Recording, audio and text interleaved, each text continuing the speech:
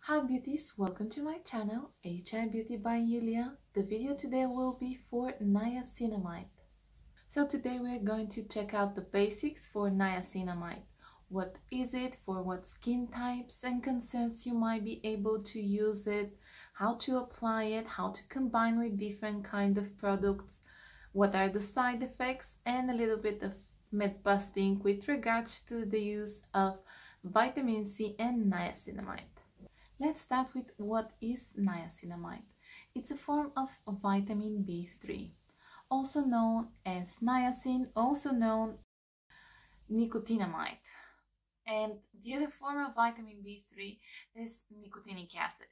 So it's a bit confusing, they sound quite familiar, but the difference between nicotinic acid and niacinamide is that they have different chemical structure and they affect the human body in different. The intake of vitamin B3, whether it's topically or orally, has been proven that repair the skin from the sun damage and also has anti-inflammatory properties. Other benefits are related with chronic kidney disease and slowing down the process of developing of diabetes type 1. When you take vitamin B3 tablet, it might work for your skin, but digestive system will try to incorporate it inside out, so the skin won't be the first area to benefit from it. Niacinamide is water soluble. That means that it will not dissolve in oil. That's why most of the products are very watery based. They are like gels or toners. They are very suitable for someone with oily skin that doesn't want to apply anything greasy. Another great thing for niacinamide is that it's not expensive ingredients. So if your products contain niacinamide as active ingredients, quite likely it won't be something crazy expensive. Niacinamide is one of those very magical ingredients that has little or no side effects and work for everything from oily skin, dryness, rosacea, pregnancy, pigmentation, anti-aging. Really, niacinamide improves the production of ceramides. These are lipids which are part of your skin barrier. It's so important for it to be strong because it retains the water and the oil into the skin, which means dehydrated skin and dry skin can benefit from it. Also, your skin barrier is what protects your skin from the outside environment, so it will be less aggravated from any kind of irritation from your environment. If your skin is oily and your concerns are enlarged pores, acne, shiny skin, then niacinamide might benefit all of them. With regards to the shining, it lowers the production of sebum, and that's why the skin doesn't look so shiny, but also that's one of the reasons why it shrinks the pores.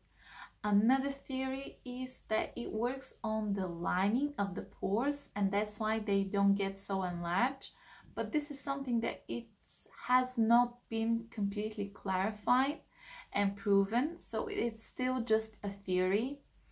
In each case, it has been shown that with regards to using 2% niacinamide, after 8 weeks of use, 80% of the people whose concern was acne have seen improvement. If your skin is dry, then you should know that niacinamide might boost the hydration of the skin. It happens because it strengthens the skin barrier, which means that less moisture and oil will be evaporated from the skin surface. So the hydration will be improved, and you can combine your moisturizer first and then apply your niacinamide, say booster or something like this on the top, in order to keep your skin well hydrated. If your concern is sensitive skin, then again you can use niacinamide. Although it hasn't been approved from the FDA for pregnancy skincare, it is considered to be safe during pregnancy and during lactation. If your skin is sensitive, and you have even eczema, also you can use niacinamide because it is anti-inflammatory, so it will reduce the inflammation and the redness of the skin. And also, as I already mentioned, it strengthens the skin barrier.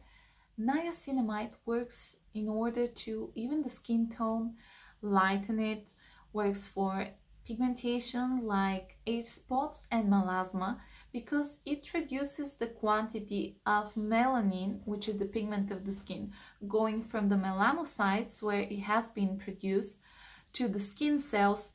In my previous video, I was talking about azelaic acid, and if you want to combine niacinamide with azelaic acid in order to fight with pigmentation marks left from your acne, it's a great idea and you will benefit a lot. I already mentioned that niacinamide is an ingredient that works all around for everything, and anti-aging is one of them because it helps to produce more collagen and elastin as well as hyaluronic acid into the skin, so it reduces the fine lines and wrinkles. Unlike other ingredients that are very active and might cause irritation, niacinamide is safe to be used on the area around the eyes and also the thin skin over the neck. A study from 2019 has shown that niacinamide is antioxidant that fights with free radicals. It repairs DNA damage caused by UV light and outside the environment, and also it strengthens the skin barrier. So it really is all around protection. On the market there are a lot of solutions. Some of them are 10%, some of them are 12%, or there are 2, 5. So it might be a bit confusing which one is the best. According to most of the studies that I read, 5% should be the optimal one because if it's higher solution then it's more likely to cause irritation, and 5% should be able to make a difference for your skin concerns in about 8 to 12 weeks. Because niacinamide has so many benefits, also it is a very light texture, plus it's not expensive. A lot of different brands are having products containing this type of ingredient. So you can see it in The Ordinary, in Paula's Choice, even CeraVe also has different kind of products including their PM hydrating lotion. Because of its soothing properties, actually you can use niacinamide when you start using something stronger so that it makes your skin less irritable.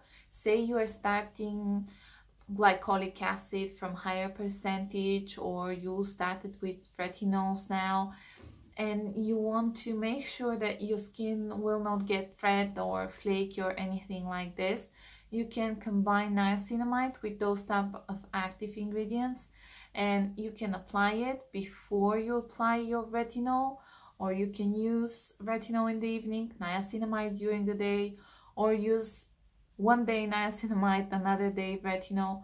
But it will cause less irritation if you're using something stronger if you combine it with niacinamide. It is misconception that you should not combine vitamin C with niacinamide. And I read 2 reasons why not. First was that because they are both very powerful antioxidants, basically they cancel each other, which is not true.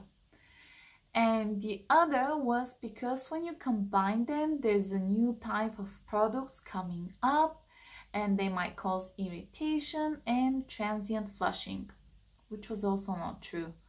All of those were based on old study from 1960 when unstable vitamin B3 and C were combined on very high temperature. So none of this is really relevant towards your products. The truth is that if you want to use antioxidant and you have to pick between 2 of them, vitamin C is much more unstable. That's why a lot of people are keeping their products into dark places or in the fridge on lower temperature. Also, vitamin C is more likely to cause reaction because its pH level is lower. around 4.5, while the pH of niacinamide is 7, and it is much more stable and it's not so expensive ingredient. So if you have to pick one of them, it's easier to pick the niacinamide, although it's not so popular choice like vitamin C. Another thing that I would like to mention is that if you're still worried to combine them one after another, you can apply one, then wait 10 minutes, apply the other, or use morning one, evening the other, or just alternate the days and use one day niacinamide, the other day vitamin C. Although it is considered for very harmless ingredient, just like everything, niacinamide also might have some kind of side effects. It might cause irritation, a bit of rash, a bit of dryness, but you do have to be aware that there is some transition period when you start using anything like this, and it does go away with time. If it doesn't, then it might be because your skin doesn't like it, but also you may be using too much of it, you may be using too strong solution of it, and the reaction might not be from the niacinamide, but from preservatives or perfumes that are part of your niacinamide product.